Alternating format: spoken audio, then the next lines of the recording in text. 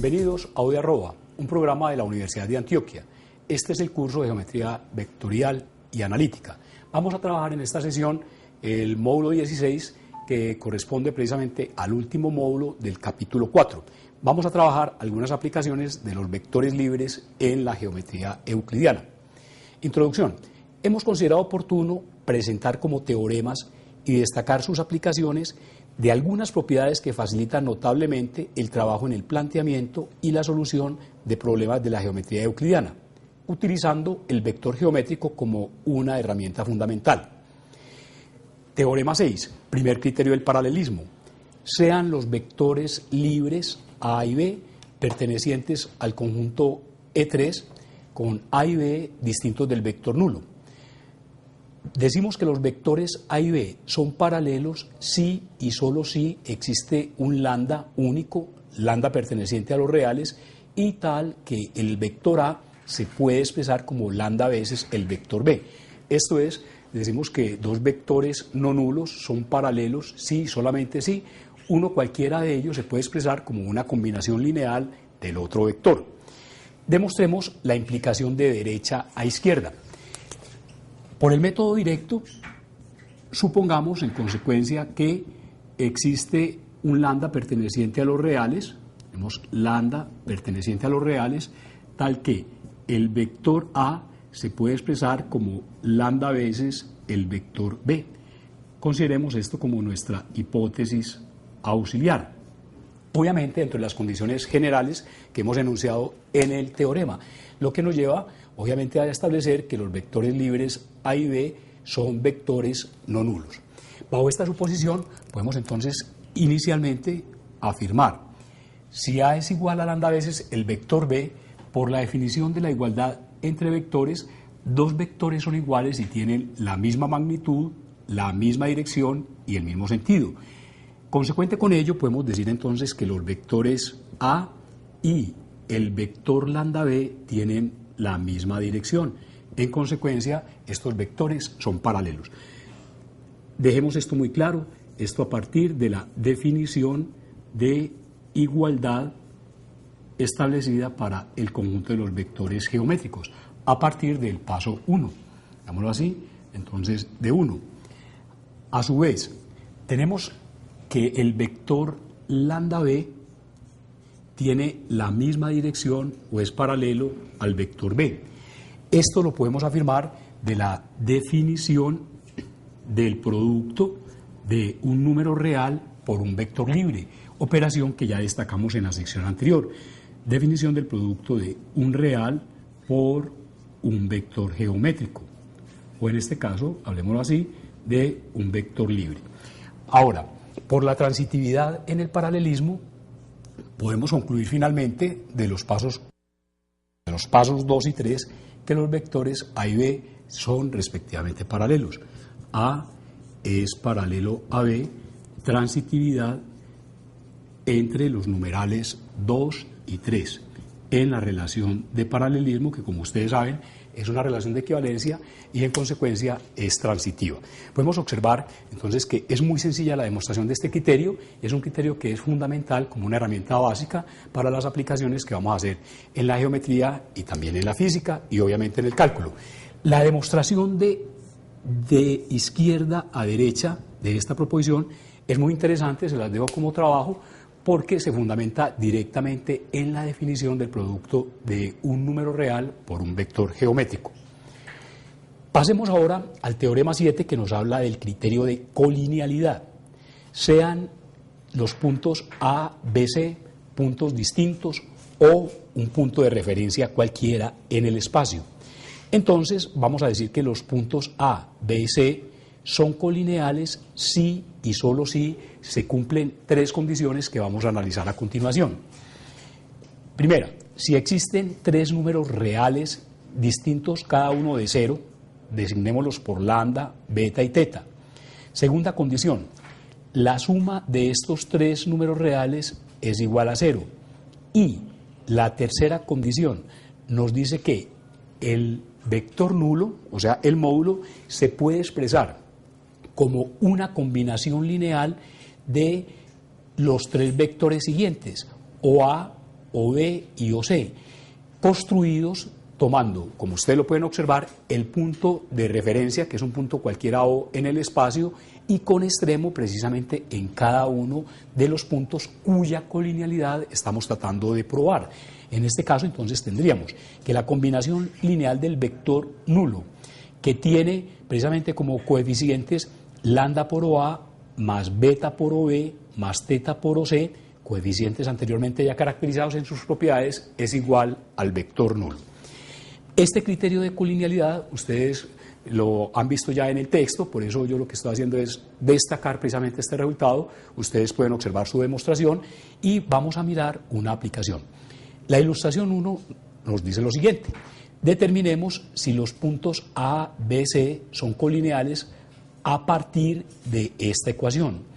1/2 del vector OA menos 4/5 del vector OB más 1/2 del vector OC más el vector OB es igual a 6/5 del vector OC. Lo primero que nosotros tenemos que observar para poder plantearnos el criterio, poder darle aplicación al criterio, es que los tres puntos cuya colinealidad vamos a determinar, que en este caso son los puntos A, B y C, sean vectores que tengan como, sean los extremos de vectores que tengan como origen común el punto de referencia que llamamos el vector O. A partir de esta ecuación, lo primero que vamos a hacer es expresemos el vector nulo como una combinación lineal de todos los vectores, y esto lo podemos lograr trasladando este vector 6/5 de OC a el término de la izquierda. En otras palabras, sumándole a ambos miembros de la ecuación, ya que estamos en un grupo abeliano, un grupo conmutativo aditivo, podemos entonces sumarle menos 6/5 del vector OC. Esto nos lleva entonces a la siguiente expresión. Tenemos inicialmente 1/2 del vector OA menos 4/5 del vector OB más 1/2 del vector libre OC más el vector OB, y de una vez entonces tenemos menos 6/5 del vector OC, y en esta forma tenemos el vector nulo como una combinación lineal de estos vectores. Ahora vamos a simplificar esta expresión para dejar la combinación lineal en términos únicamente de los vectores OA, OB y OC. Organizando los términos que podamos indicar en los vectores donde podemos factorizar, tenemos en este caso únicamente 1/2 del vector OA. Recojamos entonces lo que tendríamos para el vector OB. Acá tenemos más el vector OB menos 4/5 del vector OB. Asociemos estos dos vectores y lo mismo asociemos los vectores en términos de OC. Y tendríamos acá 1/2 del vector OC menos 6/5 del vector OC. Asociemos estos vectores y esto es igual en consecuencia al vector nulo. Recordemos que la operación suma de vectores geométricos se cumple la conmutatividad y la asociatividad, como ya lo había notado, como un grupo aditivo. Simplificando en esta expresión, tenemos que esto es 1/2 que multiplica el vector OA. Acá tendríamos entonces una vez el vector OB menos 4/5 del vector OB, y tenemos finalmente entonces más 1/5 por el vector OB. Acá podemos llevar entonces esta expresión, reduzcámosla al común denominador 10, y tendríamos entonces por este lado 5 décimos del vector OC menos 12 décimos del vector OC. Vemos esto acá y esto igual en consecuencia al vector nulo. Simplificando finalmente esta expresión, tendríamos 1/2 del vector OA más 1/5 por el vector OB, menos, tendríamos entonces acá 7 décimos del vector libre OC, y esto es igual al vector nulo. Si volvemos a las condiciones y revisemos de nuevo las condiciones del teorema, entonces tendríamos lo siguiente.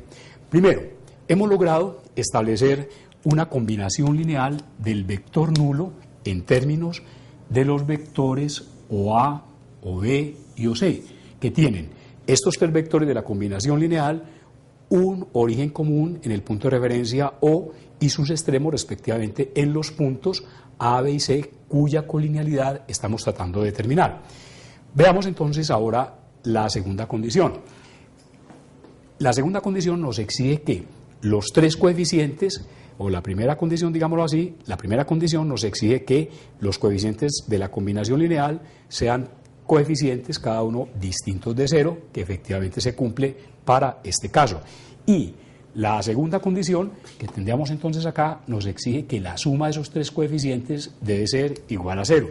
Y efectivamente, ustedes pueden verificarlo, entonces reduciendo a común denominador, que 1/2 más 1/5 menos 7/2, acá tendríamos entonces que la suma correspondiente a estos dos primeros, reducido esto a décimos, sería 7/10, esto es igual a 0. Se cumplen en consecuencia las tres condiciones exigidas por el criterio de colinealidad y podemos finalmente concluir que para el efecto dentro de este problema los puntos A, B y C son colineales a partir de este criterio de colinealidad de acuerdo con las condiciones establecidas por este problema. Vamos a revisar también otro teorema bien importante en nuestra teoría que corresponde al teorema 8, que lo vamos a conocer como teorema de la proporción. Este teorema también se conoce con el nombre de división de un segmento en una razón dada. Vamos entonces a revisar las condiciones del teorema. Dice, sea un segmento AB no nulo, sea P un punto perteneciente al segmento AB o un punto de referencia en el espacio. Cuando hablamos de un punto de referencia en el espacio es un punto cualquiera en el espacio, y nos dicen lo siguiente: si la razón entre la magnitud del vector AP a la magnitud del vector PB es como lambda lo es a beta, con lambda y beta perteneciente a los reales positivos, esto lo sabemos obviamente, puesto que son magnitudes y son cantidades no negativas, tenemos entonces que este punto divide al segmento AP en esta razón si y solo si el vector OP lo podemos expresar de esta manera como 1 sobre lambda más beta, como coeficiente general que acompaña a la combinación lineal de beta veces el vector OA más lambda veces el vector OB. Como síntesis podemos decir que en este caso el vector de origen en O y precisamente con extremo en el punto que genera la división en el segmento es una combinación lineal de los dos vectores, como ustedes pueden observarlo acá, que están asociados con origen común en el punto O a los extremos del segmento, OA y OB respectivamente. Veamos en la figura general, tendríamos entonces el segmento AB, P es un punto cualquiera, este punto va a generar entonces una división de este segmento en la razón establecida y podemos afirmar entonces que esto se da siempre y cuando, o es equivalente a decir entonces que este vector OP lo podemos expresar como combinación lineal de los vectores dirigidos a los extremos del segmento, todos ellos con origen en el punto común O. Para el efecto vamos a revisar esta segunda ilustración. Supongamos que en la gráfica, vamos entonces ahora a revisar en este caso particular, tomemos por ejemplo un segmento, como lo decimos acá, en la gráfica el punto P dividido a un segmento CD, indiquemos este segmento CD, tenemos un punto P que divide el segmento en la razón de 3 a 5. Supongamos entonces que este punto sea el punto, digamos acá, mejor acá, este punto P, y está generando esta razón. Decimos entonces que la medida de CP es a la medida de PD como 3 es a 5. Esto no significa necesariamente que la medida de CP sea igual a 3, que la medida de PD sea igual a 5, sino que el cociente de esas medidas está en esa razón. Pero para simplificación y para que ustedes tengan como un apoyo gráfico, podríamos, no asumiendo que sean estas sus medidas, sino que para la razón coloquemos esto acá como 3 es a 5. Ahora, indiquemos para un punto O cualquiera del espacio, un punto referencial, que lo podemos colocar en cualquier punto del espacio, Señalemos ahora los vectores fundamentales. En este caso, indiquemos para los vectores asociados con origen en O hacia los extremos, los vectores OD y el vector OC respectivamente. El teorema nos dice finalmente que este vector OP, de origen en O obviamente, y con extremo en el punto que genera esta división, se puede expresar entonces como una combinación lineal de los vectores OC y OD respectivamente mediante esta expresión. Podemos afirmar entonces que el vector OP, y observemos la sencillez de esta expresión, es igual a este coeficiente obtenido como 1 sobre la suma de los dos términos generados en la razón, o sea, 1/8 que multiplica. Y acá los coeficientes entonces se toman, digamos, combinados en esta forma invertida. 5 por el vector OC. Entonces tendríamos acá 5 veces OC más 3 veces el vector OD. Y en esta forma tenemos entonces que el vector OP es una combinación lineal de estos vectores.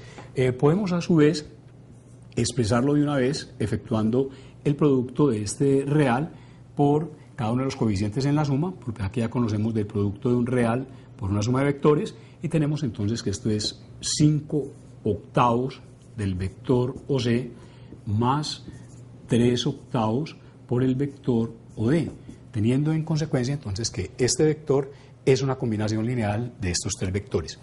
Quiero que ustedes hagan una referencia para que encuentren una relación que es importante en un teorema que vimos en la geometría euclidiana, conocido precisamente con el teorema de Stewart y que tiene que ver con una serie de relaciones métricas en este triángulo. Es bueno que ustedes revisen a la luz del teorema de Stewart, miren esta expresión vectorial que estamos acá determinando. A su vez, al determinar esta expresión, yo quiero que ustedes revisen otro aspecto también que acabamos de mencionar. Miren análogamente en la situación que nosotros tenemos como C, P y D son tres puntos distintos y colineales a partir de la hipótesis, puesto que P es un punto que pertenece al segmento CD, se cumple también el teorema anteriormente establecido. Es decir, que por la colinealidad de estos tres puntos, de acuerdo con el teorema anterior, entonces podemos expresar el vector nulo como una combinación lineal, en este caso de los vectores OC, OD y OP, siendo O ese punto de referencia común. Podemos decir, pasando a esta ecuación, que el vector nulo es igual a 5/8 del vector OC más 3/8 del vector OD, y pasamos a restar y nos quedaría aquí más, pongámoslo así para destacar este coeficiente, menos una vez el vector OP. Ustedes pueden verificar que se cumplen las tres condiciones del teorema, precisamente la colinealidad, en la cual, primero, tenemos el vector nulo expresado como una combinación lineal de los vectores OC, OD y OP, donde todos tienen precisamente un origen común en el punto de referencia. Sus extremos son los puntos cuya colinealidad estamos determinando. La primera condición nos dice que los coeficientes deben ser todos reales distintos de 0, lo tenemos precisamente 5/8, 3/8 y menos 1, y la segunda condición nos dice que la suma de estos coeficientes, como ustedes pueden verificarlo, es igual a 0, verificándose en consecuencia, como era esperado, la colinealidad de esos tres puntos. Una aplicación importante que no quiero dejar pasar por alto, aunque ustedes en el texto la tienen muy analizada, se refiere a esta situación. En particular, tomemos en el caso de un triángulo. Si tomamos este triángulo de vértices A, B, C y determinemos la mediana asociada, por ejemplo, al lado BC. Para ello, de acuerdo con la definición de mediana, supongamos que M sea el punto medio del segmento BC o del lado BC, lo que nos indicaría que estos dos segmentos son congruentes, BM congruente con MC. Determinemos esa mediana y veamos una propiedad importante que se derivaría desde el punto de vista vectorial.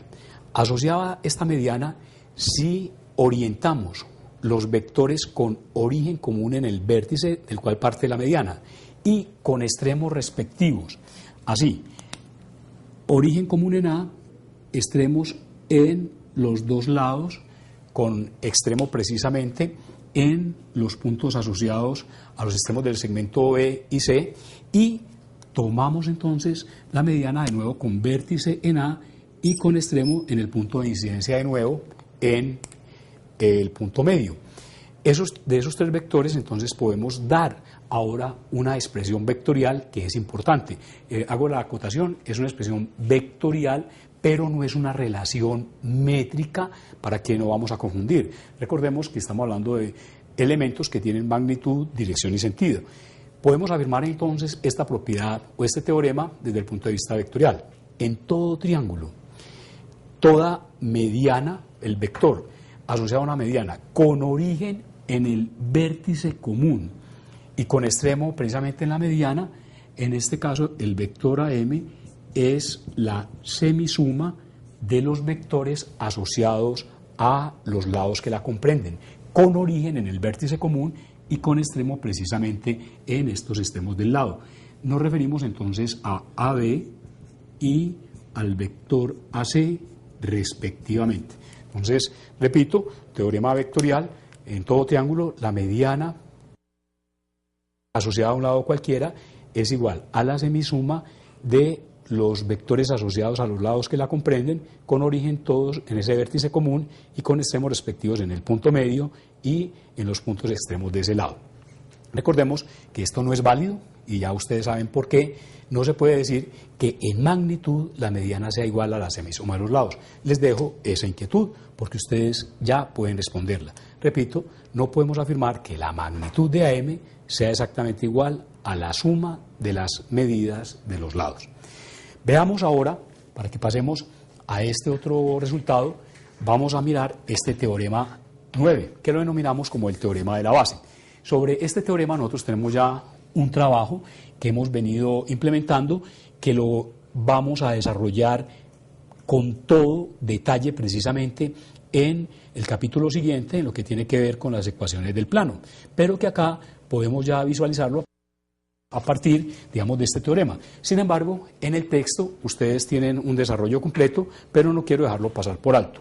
Dice así: teorema de la base, sean los vectores libres A y B, pertenecientes al conjunto de 3, A y B, vectores no nulos y no paralelos entre sí, o un punto de referencia cualquiera. Vamos a decir que un vector libre X está contenido en el plano que determina los vectores A y B. Al aplicarlos en un punto cualquiera, si y solo si este vector X se puede expresar como una combinación lineal de los vectores A y B, para lambda y beta perteneciente a los reales y obviamente únicos. Yo quiero que hagamos un comentario sobre este resultado. Si tenemos dos vectores libres, A y B, como nos dice la hipótesis, apliquemos estos dos vectores en un punto común cualquiera del espacio. Señalemos entonces los vectores respectivamente como A, digamos B, sea O un punto común en el espacio, con las condiciones establecidas en el teorema, vectores no nulos, no paralelos entre sí. Ya ustedes conocen, y eso es la fundamentación que vamos a dar en el capítulo siguiente, estos dos vectores, al aplicarse en este punto común, determinan un plano único, puesto que podemos garantizar la existencia como mínimo de tres puntos distintos y no colineales, que es lo que nos exige precisamente el axioma de determinación del plano, que serían el punto común de aplicación y los extremos respectivos de los vectores B y A, que determinarían esos tres puntos no colineales, puesto que los vectores A y B no son paralelos. Esto nos lleva a la determinación, entonces, en consecuencia de un plano que lo designamos como el plano determinado, en este caso por el punto O y los vectores A y B aplicados en ese mismo punto. Ahora, voy a tomar los vectores opuestos respectivamente de A y B para que veamos un efecto que yo llamaría el efecto de radar, que nos daría precisamente estos vectores en esta forma. Me refiero al efecto de radar en el sentido de que estos vectores me cubren con esta determinación completamente el plano y me permiten describir, o sea, me barren todo el plano y me permiten describir cualquier vector que se encuentre en el plano, que sea paralelo a él, en términos de estos dos vectores. Observemos, por ejemplo, para que lo miremos de una forma muy sencilla, muy simple, observemos esto. Si tenemos un vector X cualquiera que esté contenido en este plano, lo primero que podemos considerar es si ese vector X es colineal a cualquiera o es paralelo a cualquiera de los vectores que tenemos, al vector B, por ejemplo, entonces se puede expresar como una combinación lineal por el criterio del paralelismo de A y de B, ya que tendría 0 componente en A más lambda veces el vector B. Lo mismo podríamos decir, si el vector fuera paralelo al vector A, entonces lo podríamos expresar por el criterio del paralelismo como un escalar por el vector A más 0 veces el vector B. Y lo propio si fuera colineal con los vectores opuestos a A respectivamente a B. Pero tomemos el caso que uno diría, bueno, el caso más general, puesto que estos serían casos, digámoslo así, muy particulares. Supongamos que nosotros tuviéramos un vector X, vamos a señalarlo acá, supongamos que este sea el vector X, está contenido en ese plano. Mostremos, y esta es la situación a la que yo quiero llegar, mostremos que este vector X, en una forma supremamente sencilla, lo podemos expresar como una combinación lineal de los vectores A y B. Procedamos inicialmente a aplicar este vector X, apliquémoslo precisamente acá en el origen, o sea, en el punto O.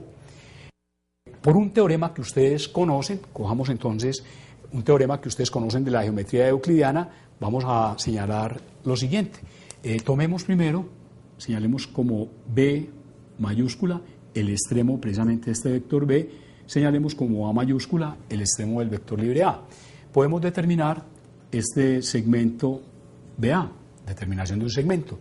Y por un teorema, repito, que ustedes conocen de la geometría euclidiana, que revisémoslo, se conoce como el teorema de la barra transversal, me dice que toda semirrecta que esté en el interior de un ángulo, en este caso me refiero al ángulo BOA, y en la posición que yo he tomado para X está contenida, este vector y su recta de acción está contenido en este semiplano. El teorema me dice entonces que toda semirrecta que esté contenida en el interior de un ángulo intersecta, entonces llamemos esto así, intersecta, precisamente si esta es la recta subyacente, en particular la semirrecta donde se encuentra este vector X, intersecta en un punto único a el segmento determinado entre dos puntos, cualesquiera ubicados sobre los lados del ángulo. Llamemos entonces este punto el punto OP. Esto lo tenemos entonces garantizado, repito, por ese teorema de la barra transversal. Ahora, vamos con esta fundamentación, entonces vamos a organizar esta argumentación que es relativamente sencilla. Iniciemos con esto. Primero, este vector OP, que quedaría entonces así determinado, por el teorema de la proporción, como P es un punto que se encuentra en el interior del segmento BA, está dividiendo necesariamente este segmento en una razón dada. Supongamos que la razón en la que la divide es como omega es a, digamos, omega es a teta. Supongamos entonces que esta es la razón, no necesitamos conocer específicamente los valores, sino que sabemos que esto es posible. Entonces tenemos que BP es APA como omega lo es a teta. Por lo tanto, por el teorema de la proporción podemos decir que este vector OP es igual, de acuerdo con ese teorema anterior, a 1 sobre la suma de estos dos coeficientes, digamos omega más teta, que multiplica a teta veces el vector B, más omega veces el vector libre A, omega por el vector A. Acá estamos haciendo una aplicación entonces del teorema de la proporción. Pero a su vez, observemos que este vector X, por el criterio del paralelismo, primer teorema que acabamos de ver en esta sección, lo podemos expresar a su vez como un múltiplo escalar de este vector OP. Y tenemos en segundo lugar entonces que X es igual, hablemos por ejemplo de alfa veces el vector, hablo de un múltiplo escalar, del vector OP, criterio del paralelismo. Y sustituyendo En esta situación, entonces, si tenemos que x es igual a alfa o p, y OP a su vez es este vector, sustituyendo entonces 1 en 2, tenemos finalmente lo siguiente, coloquémoslo acá, 3. Tenemos que este vector x es igual a alfa por el vector OP, pero alfa es igual a esta expresión, 1 sobre omega más teta, que multiplica esto, y distribuyendo de una vez tendríamos que esto es alfa por teta sobre omega más teta como coeficiente del vector B. Destaquemos este coeficiente. Más, ahora tendríamos alfa por omega sobre omega más teta como coeficiente del vector A. Y como ustedes pueden observar, esto es un coeficiente según las condiciones de partida, este es un número real, este es un número real, y de esa forma entonces podemos o hemos demostrado que todo vector X, ya en este caso local que estoy utilizando acá, se puede expresar como una combinación lineal de los vectores A y B, que son aquellos vectores precisamente aplicados en el vector O y con las condiciones iniciales de dos vectores no nulos y no paralelos. En esta forma, entonces, recurriendo a resultados previos y muy sencillos, podemos entonces afirmarlo. Vamos ahora a la ilustración de dos problemas particulares que yo quiero que los veamos como parte ya final e integral de este tema. Vamos a ver esta ilustración número 3 en el problema 17 del texto. Dice así: en el trapecio ABCD, M y N son los puntos medios de los lados AD y BC, respectivamente. Demostrar vectorialmente que la magnitud de MN, ya ustedes pueden recordar que MN en esta descripción precisamente corresponde a lo que llamamos en el trapecio la base media. Vamos a demostrar vectorialmente que la magnitud del vector MN, esto es de la base media, es igual a la semisuma de las magnitudes de los lados AB y DC, que en el caso del trapecio las conocemos como las bases mayor, menor respectivamente. Y en segundo lugar, vamos a demostrar que la base media es paralela a las bases mayor y menor respectivamente. Este es un teorema que ustedes ya trabajaron en la geometría euclidiana, pero vamos a ver a nivel vectorial la sencillez precisamente de este teorema. Tomemos entonces de la figura, vamos aquí a la figura, tenemos el trapecio. Para apoyarnos entonces acá, dejemos como referencia, digamos acá, este trapecio de vértices, entonces A, B, C, D. Según la hipótesis tenemos entonces que estos son los puntos medios, M y N respectivamente. Señalemos entonces estas congruencias. Y en la hipótesis tenemos, y esto es importante de señalar, que no es suficiente con describir que ABCD representa un trapecio, sino que debemos indicar respectivamente cuáles son las bases mayor y menor, o sea, cuáles son los lados paralelos. Entonces, vamos a demostrar, supongamos entonces primer paso, supongamos que se tiene este cuadrilátero de vértices A, B, C, D como un trapecio. Y digamos claramente, es un trapecio. Tenemos en segundo lugar que los lados AB y DC son paralelos. También tenemos en tercer lugar que M y N, entonces M, N son los puntos medios de sus lados respectivamente.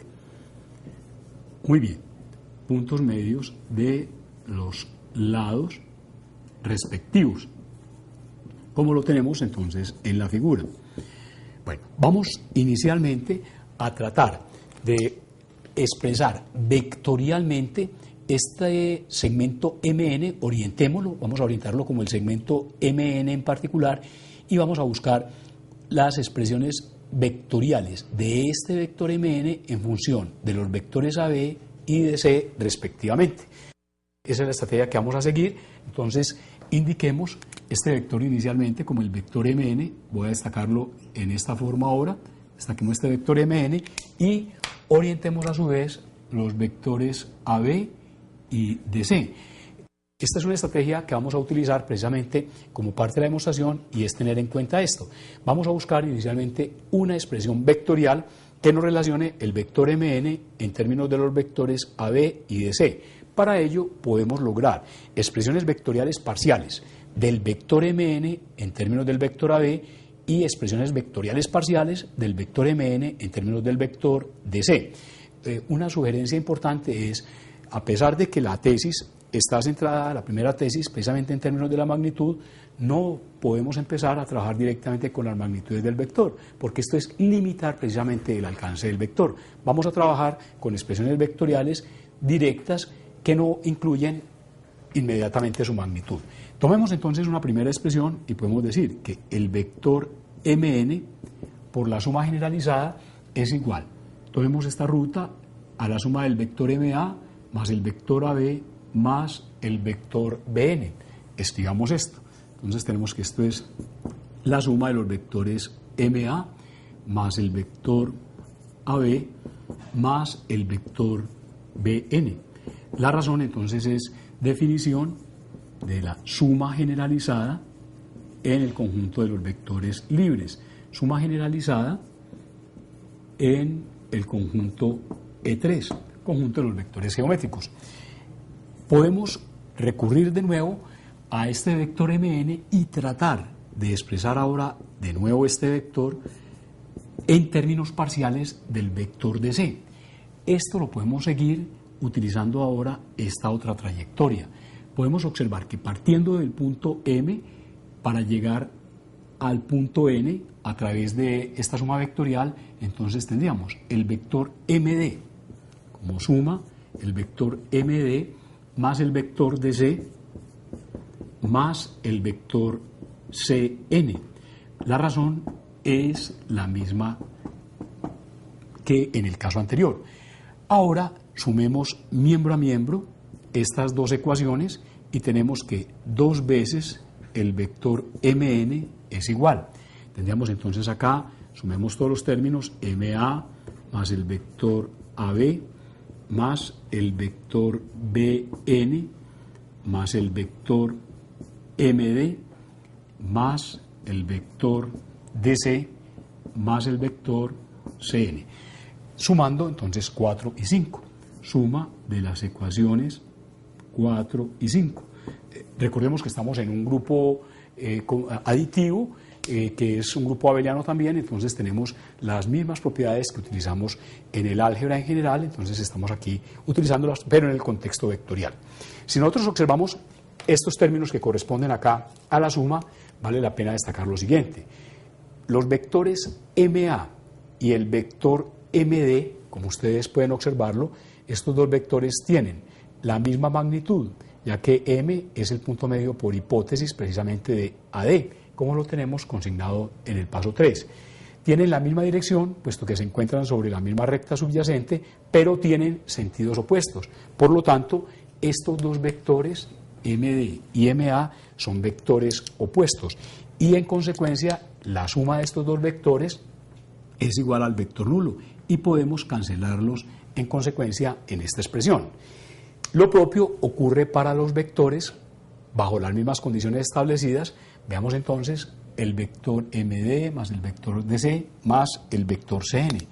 Si orientamos este vector CN, entonces, que es lo que tenemos precisamente en esta última expresión como último sumando, tenemos que estos dos vectores de nuevo también entre sí son opuestos. Por lo tanto, su suma es igual al vector nulo. Podemos entonces concluir que Bn más Cn, esto es igual al vector nulo. Y la suma se reduce entonces a 2 veces el vector Mn es igual al vector AB más el vector DC. Multiplicando a ambos lados por un medio, podemos decir entonces que el vector Mn es igual a la semisuma o un medio de los vectores AB más DC respectivamente. Y de acá podemos entonces, en consecuencia, como una de las características de la igualdad de vectores, tenemos que, si dos vectores son iguales, sus magnitudes son iguales. Recurriendo a esta consecuencia de la magnitud, pero observen, ya tomada una vez obtenida esta expresión vectorial y no antes, entonces tenemos que la magnitud del vector mn es igual a la magnitud del vector que tenemos acá a la derecha, 1/2 de la semisuma de los vectores AB y DC respectivamente. Esto, entonces repito, a partir del paso 7, llamemos esto 7', por la propiedad de la igualdad entre vectores, tienen iguales magnitudes, pero a su vez, de acá podemos a su vez, por una propiedad precisamente que nos habla de la magnitud de un número real por un vector geométrico, en ese producto de real por vector, sabemos que la magnitud de un real por un vector es igual al valor absoluto del número real, en este caso el coeficiente 1/2, pero como es positivo, entonces tendríamos 1/2 por la magnitud precisamente del vector que corresponde a esta suma, AB más DC. A su vez, si observamos esta suma, los vectores que la integran, AB y el vector DC, son dos vectores, de acuerdo con la hipótesis, que son paralelos, o sea, tienen la misma dirección, y bajo el criterio del sentido, que ustedes recordarán, o criterio complementario, estos dos vectores, al determinar la recta que pasa por sus orígenes, como es la recta D, ellos quedan contenidos en el mismo semiplano, lo que nos garantiza que los dos vectores tienen el mismo sentido. Si los vectores AB y DC tienen el mismo sentido, teniendo desde luego la misma dirección, tenemos por el teorema de la desigualdad triangular ya analizado que la magnitud, en este caso de una suma de vectores, es igual a la suma de las magnitudes y por lo tanto esto es igual a 1/2 de la magnitud del vector AB, coloquemos acá un paréntesis, más la magnitud del vector DC, que es precisamente una de las tesis que nosotros tenemos. Revisémoslo entonces de nuevo acá. Tenemos entonces la primera tesis. La magnitud de este vector mn es igual a la suma de las magnitudes de los vectores AB y DC respectivamente. Para la justificación del paralelismo, nos centramos de nuevo en esta ecuación, que es la ecuación básica. Y acá, para que sigamos entonces con esta expresión, podemos afirmar lo siguiente. De la hipótesis, los vectores, como los vectores AB y DC, como lo acabamos de observar, al ser vectores paralelos, entonces ahora podemos decir que uno cualquiera de ellos lo podemos expresar como una combinación lineal del otro. Entonces, de la hipótesis 2, podemos decir, por el criterio del paralelismo, por ejemplo esto, el vector DC es igual a θ veces el vector AB. Digámoslo así, criterio del paralelismo, para que ustedes vayan viendo la importancia que tienen precisamente esos resultados que estamos integrando en esta sesión. AB paralelo a C, ADC, criterio del paralelismo, a partir de la hipótesis que hemos establecido en 2. Muy bien. Y si DC es igual a θ veces AB, podemos sustituir DC en la expresión 7 y tenemos entonces esta otra ecuación que nos lleva a expresar el vector mn como 1/2, paréntesis, tenemos entonces el vector AB más DC, pero DC es θ veces el vector AB, sustituyendo, como ustedes pueden observarlo, el paso 8 en 7, sustitución de 8 en 7. Esto nos lleva finalmente, por una de las propiedades precisamente del producto de un real por un vector, podemos acá factorizar, por decirlo así, sobre el vector, que es el elemento común, y de acá nos queda que esto es igual a 1 sobre 2 que multiplica a 1 más θ por el vector AB. Esto nos permite entonces concluir, digámoslo así, 10, el vector mn es un escalar que sería 1/2 de 1 más θ por el vector AB. De acuerdo con esto, entonces, podemos concluir que los vectores mn y AB son paralelos por el criterio del paralelismo. Concluimos entonces que mn es paralelo a AB a partir de la ecuación 10 por el criterio del paralelismo. Ahora, si el vector mn es paralelo al vector AB, y a su vez, como AB es paralelo a DC por hipótesis, concluimos entonces también que MN es paralelo a DC por transitividad en la relación de paralelismo. Yo les solicito que ustedes hagan la comparación con la demostración que en su momento vimos precisamente en la geometría euclidiana, y ustedes podrán comparar, que es una demostración mucho más sencilla, la demostración vectorial, que la demostración que tuvimos que elaborar en su momento. Veamos, en última instancia, vamos entonces a revisar este problema que corresponde a nuestra ilustración 4. En el texto es el problema número 13 de los ejercicios propuestos. Se trata de lo siguiente: demostrar vectorialmente que las diagonales de un paralelogramo se intersecan o se cortan en sus puntos medios. Este es un resultado que vale la pena que lo destaquemos, puesto que es una de las propiedades fundamentales precisamente del paralelogramo. Y vamos entonces a mirar su demostración vectorial para que veamos la sencillez de la prueba. Se trata de lo siguiente, para que tengamos entonces presente las hipótesis. Vamos a tomar este paralelogramo, digámoslo así, mejoremos esta figura. Tenemos entonces este cuadrilátero de vértices A, B, C, D, un paralelogramo. Y vamos entonces a determinar sus diagonales. Supongamos respectivamente las diagonales AC y DB. Probemos entonces que las diagonales se cortan en su punto medio. Para ello, entonces, tomaríamos lo siguiente. Para la demostración, entonces, supongamos inicialmente que el cuadrilátero de vértices ABCD es un paralelogramo. Vamos a trabajar por el método directo. Esta sería nuestra hipótesis general. Asumamos, en segundo lugar, supongamos, para que veamos una versión distinta, digamos, de una versión muy clásica que de pronto ustedes ya pueden haber revisado, supongamos entonces que P es el punto medio de la diagonal AC. Entonces, P, punto medio de la diagonal AC. Y supongamos a su vez, digamos 3, llamemos Q el punto medio, ubiquémoslo así, el punto medio de la diagonal DB. Señalemos entonces este punto. Q, punto medio para la diagonal DB.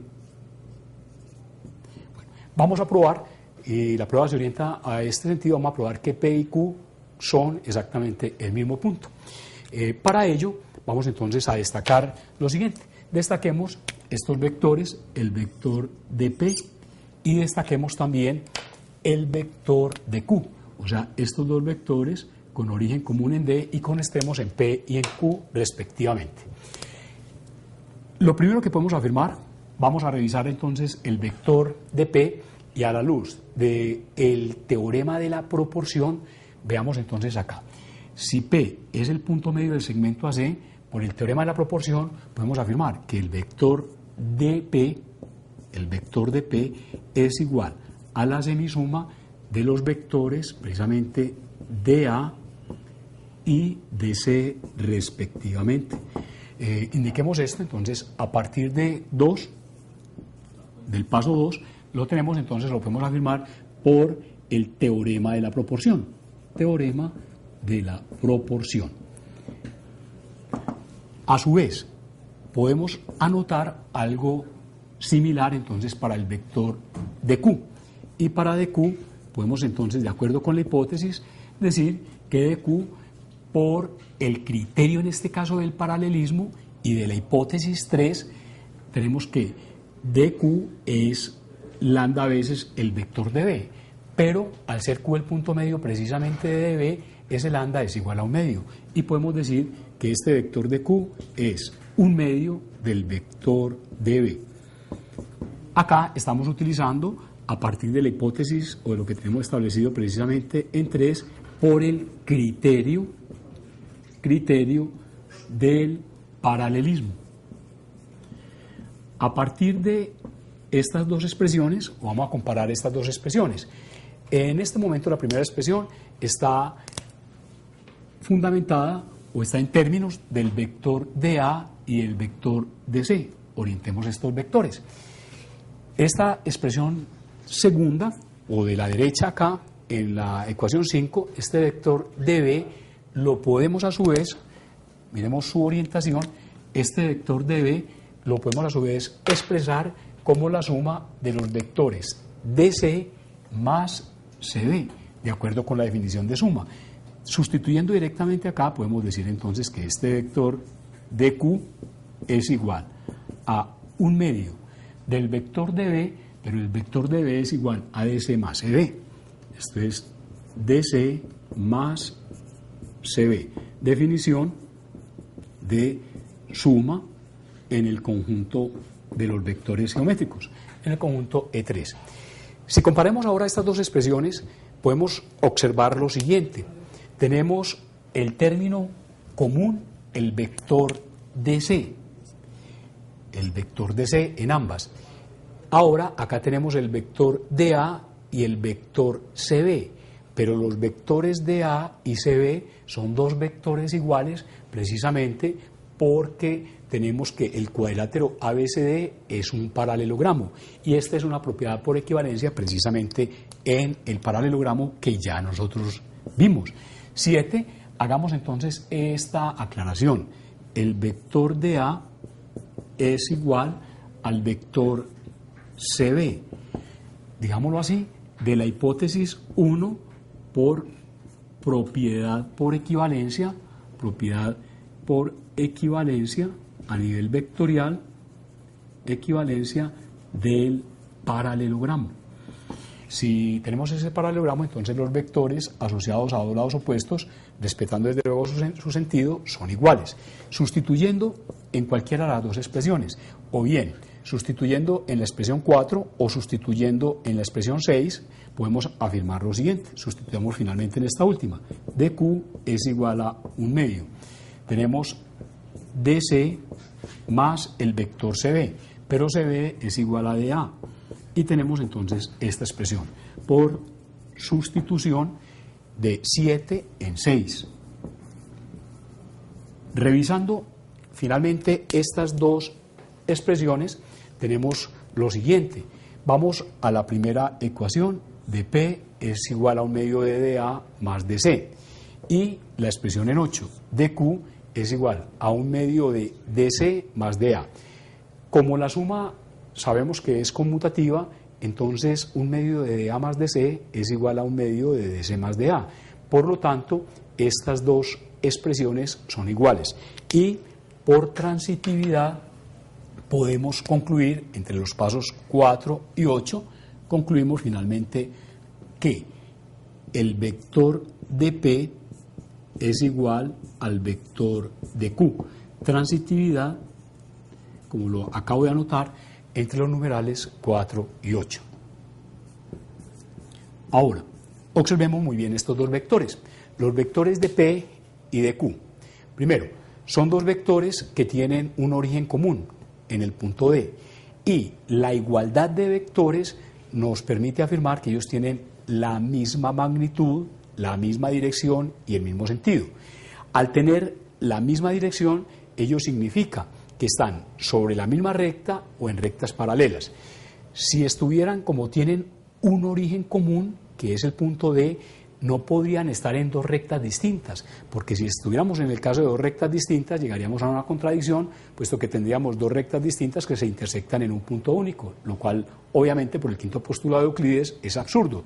Eso nos lleva necesariamente, entonces, a que de P y de Q tienen que ser necesariamente colineales. Ahora, si tienen el mismo sentido y son colineales, entonces los puntos P y Q tienen necesariamente que ser el mismo punto, porque de lo contrario tendríamos o bien que P está entre D y Q, en cuyo caso la magnitud de dP sería menor que la magnitud de dQ, o si Q fuera el que estuviera entre D y P, entonces en ese caso la magnitud de dQ sería menor que la magnitud de dP. Esto lo podemos afirmar precisamente en la geometría euclidiana, puesto que dados tres puntos distintos y colineales, uno y solamente uno de ellos se encuentra entre los otros dos, y por el hecho de tener entonces el mismo sentido. Concluimos, de acuerdo con lo anterior, entonces digámoslo así, 10, que los puntos P y Q son exactamente el mismo punto, a partir de la expresión 9 por la definición de la igualdad en los vectores geométricos. Esto es la igualdad definida en el conjunto E3. De esta manera hemos querido entonces traer para ustedes un resumen de estos resultados que ustedes los han analizado, pero que queremos integrarlos y verlos como herramientas fundamentales y que están concatenadas para la solución de los problemas en la geometría euclidiana.